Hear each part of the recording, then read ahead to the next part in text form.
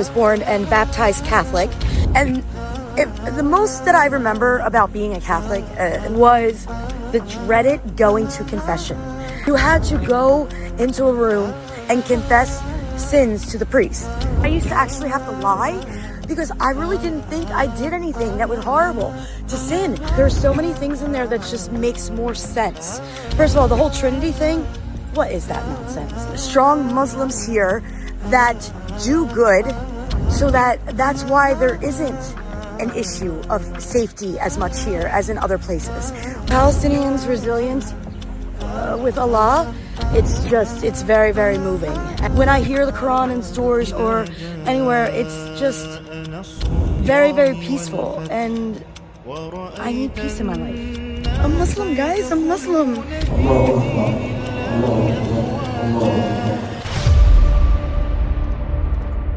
So when I was born Catholic. I was born and baptized Catholic. I was baptized 2 months after I was born in a church, in a big Catholic traditional church in Beverly, New Jersey. Wore the whole little white dress. I was adorable. Anyway, and I actually did go to CCD, which is Catholic school for kids.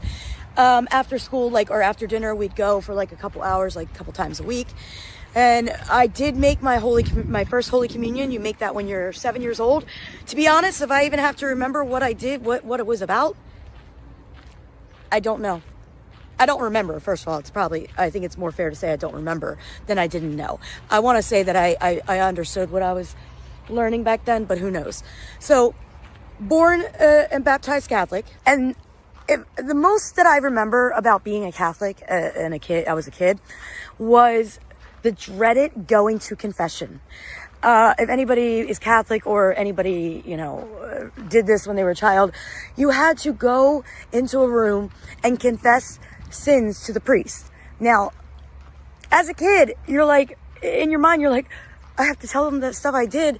And it's I'm going to be honest, when I was a kid, I used to actually have to lie because I really didn't think I did anything that was horrible to sin. So how ironic, I used to sin by lying just so that I could come up with sins.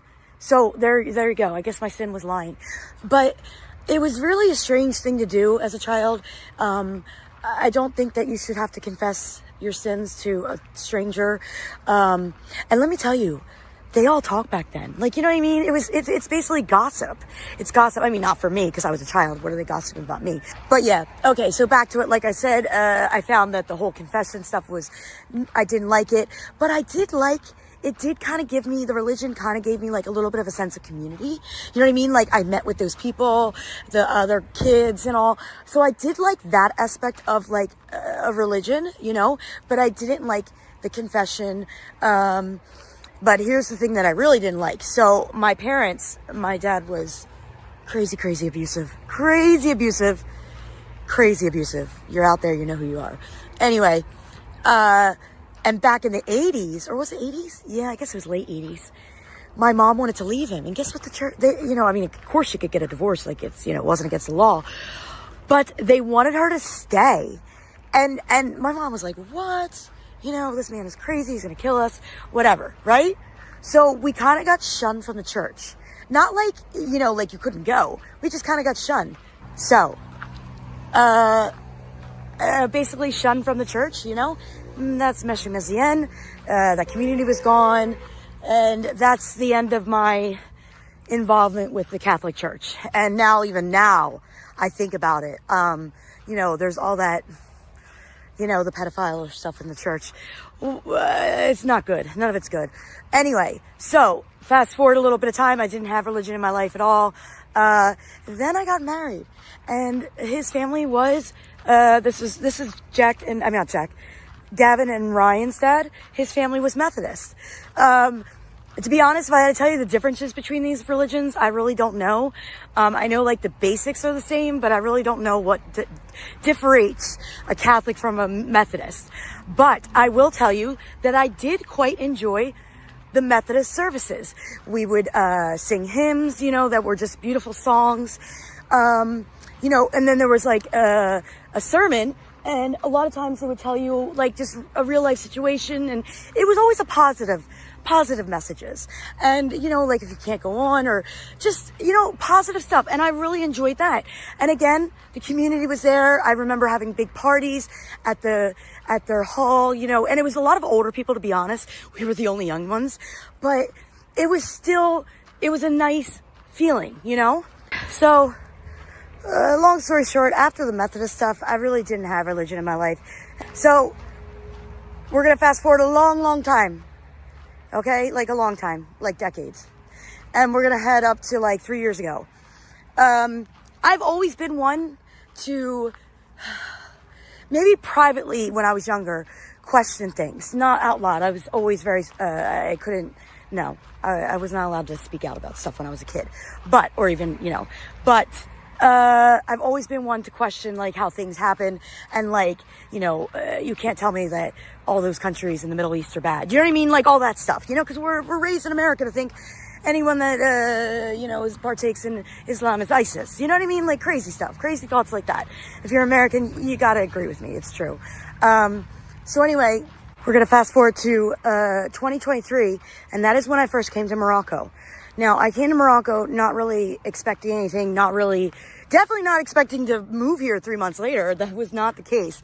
But I had no expectations. I did not realize that I was going to feel the way I did when I was here. And I sure as heck was not ready to feel the sadness that I had when I left. Now, yes, the country's beautiful and I love it, and, you know, itself. But when I look back at it, I definitely think those 10 days being here and being around people of one religion and so many partaking. See, that's the thing.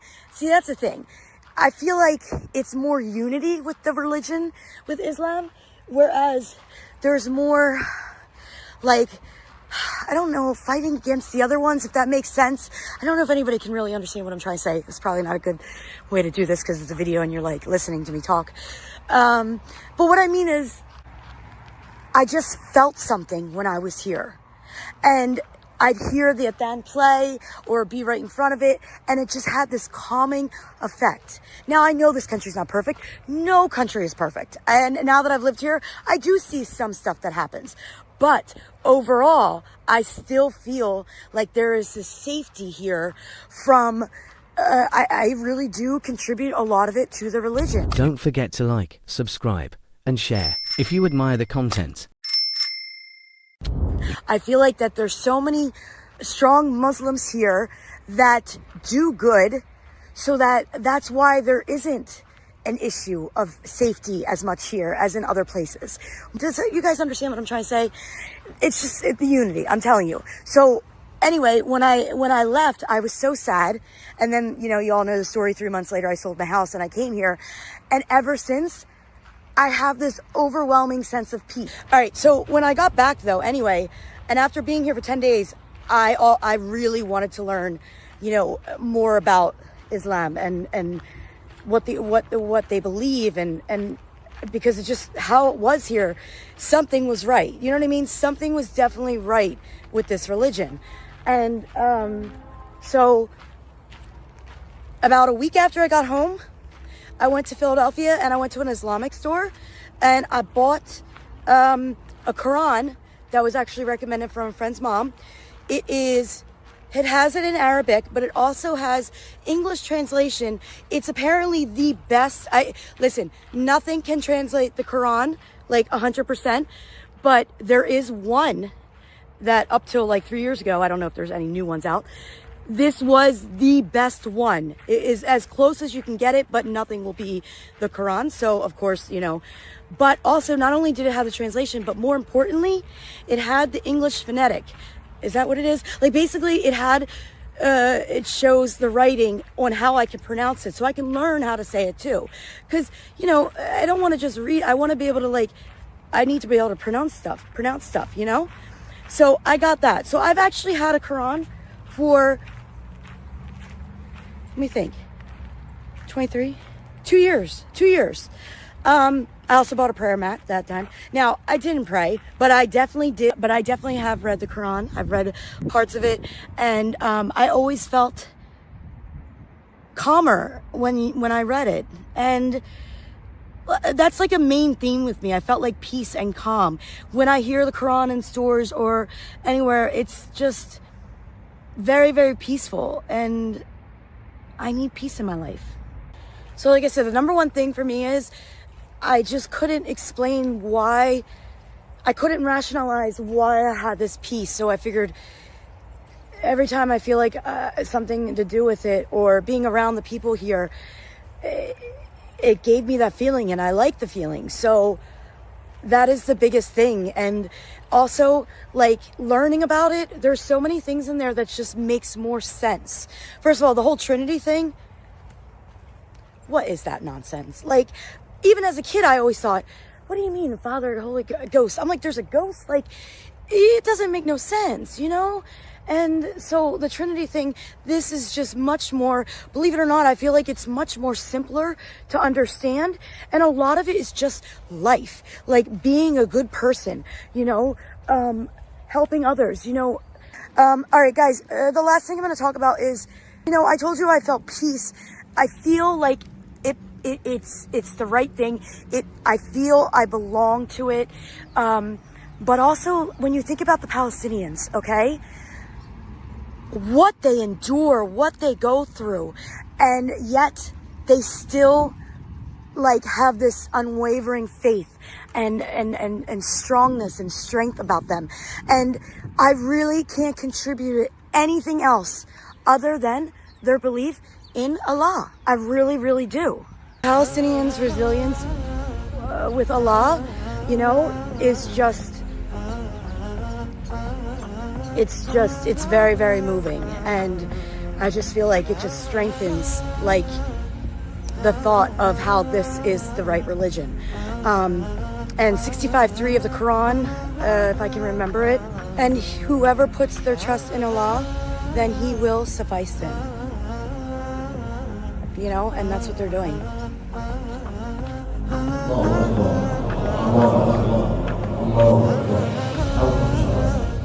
أشهد أن لا إله إلا الله وأشهد أن محمد رسول الله. الله أكبر الله أكبر الله أكبر.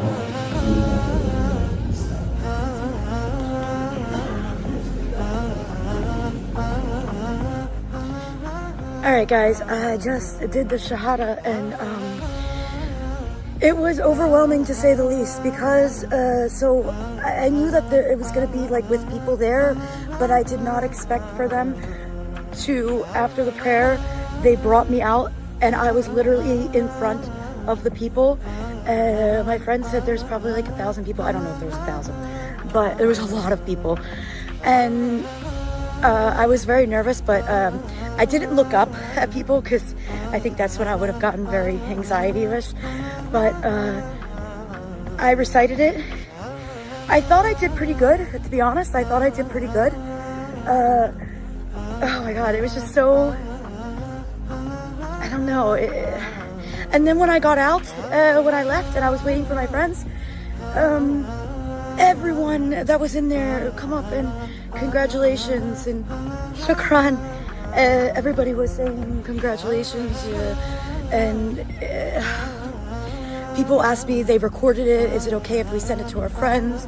Like, it was so, like, it really was heartwarming, like, that it was such a big deal for everyone to see this.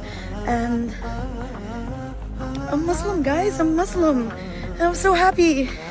Oh, and then afterwards, a woman came up to me. She didn't speak English, my friend was there, but she was saying Jannah, inshallah, and I don't know why, but as soon as she said, you know, I will go to Jannah, like, I don't know. I started crying. I'm gonna start crying now. But, okay, guys, I'm gonna wrap it up, but yeah, Allah Akbar, I'm Muslim.